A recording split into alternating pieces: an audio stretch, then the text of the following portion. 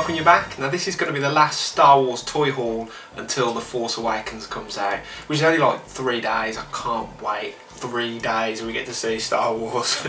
Amazing.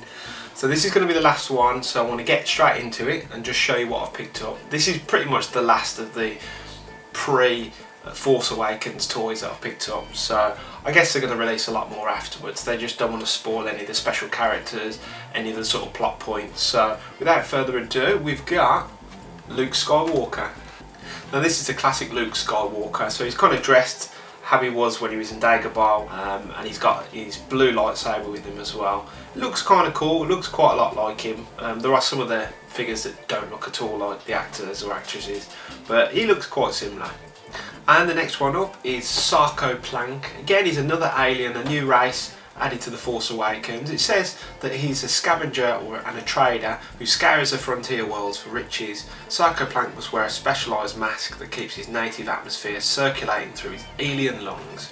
So he's kind of a cool looking critter. Again, we don't know a lot about him, but he will be in the upcoming Force Awakens film, so I can't wait to see a bit more of him.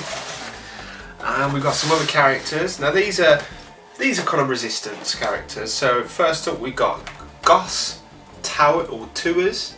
Now it says on the back, Gus Tower, sorry, is part of the tireless technical crew that provides mechanical support to the resistant fleet of starfighters. So he's pretty much helping out, making sure the X-Wings and a lot of the resistance vehicles are all loaded up. I'm pretty sure that this character is played by Simon Pegg. I'm very sure he's played by Simon Pegg. Could be wrong, but I'm pretty sure he is.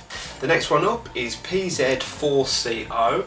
And it says on the back, he's a constant fixture in the resistant base control rooms, offering tactical data and communication support during important operations. So this guy, we're going to see him in the background. He might have a couple of little sort of on-screen moments, but he's pretty much just one of the new droids. He looks really cool as well, and you're going to see a lot more of him in the film. I hope we see a lot more of him because he's pretty cool.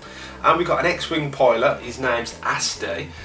This guy, we don't know anything about this guy other than he's in the Resistance, but it says he's a skilled, if occasionally reckless, X-Wing starfighter pilot for the Resistance. Now he's going to be helping out our good friend Poe Dameron, who's also an X-Wing pilot, and we've seen literally one shot of him in a couple of TV spots, but he just looks really cool. I'm looking forward to seeing him. On to the dark side of the Force. So we've got a First Order Snowtrooper. Now this is he's only just come out. I haven't really seen that much of this one, but again, you know, it says on the back, the latest generation of cold weather assault stormtroopers. Snowtroopers wear advanced insulation armour and helmets that reduce the glare of the icy terrain. So he's going to be another one to look for in the film. We've already seen like a flame trooper and your kind of standard First Order trooper. So he's a cool little addition, and he does look pretty cool there, doesn't he? And another one, we've got the First Order General Hux. Now this guy is going to be commanding the First Order. He's going to be looking after the troops. He's kind of, you could see him a bit more like the Grand Moff Tarkin of this new trilogy. It says that he's a young and ruthless officer of the First Order. He has complete confidence in his troops, their training methods and their weapons. So this guy's going to be one to look out for. And I like the actor that's playing him, Domhnall Gleeson. So he's a really, really good actor. So he should be really cool in this film. And we've got a very cool looking character next. This is the Guavian Enforcer. Now he looks really cool, where he looks a bit like a kind of like ninja. It looks like something you would have seen in, I don't know, Mass Effect or something to that effect. But it says that he's the security soldier of the Guavian gang. They wear high impact armour that makes them stand out among other deadly criminals. So I imagine he's like a really ruthless gang leader. Very cool.